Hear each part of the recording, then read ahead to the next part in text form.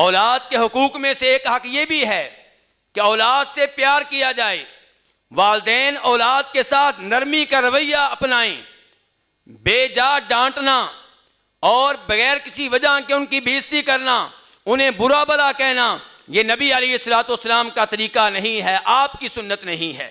آپ تو اپنے بچوں سے پیار کیا کرتے تھے۔ جناب ابو ہریرہ کہتے ہیں نبی علیہ السلام نے ایک بار جناب حسن کو بوسہ دیا، اقرا بن حابس تمیمی پاس بیٹھے ہوئے ہیں، کہنے لگے اللہ کے رسول علیہ السلام میرے 10 بچے ہیں، میں نے ان میں سے کبھی بھی کسی کو بوسہ نہیں دیا۔ تو نبی علیہ السلام نے فرمایا من لا یرحم لا یرحم، جو کسی پہ رحم نہیں کرتا، بچوں پہ رحم نہیں کرتا، بچوں سے پیار نہیں کرتا، آسمان والا اس پہ رحم نہیں کرتا۔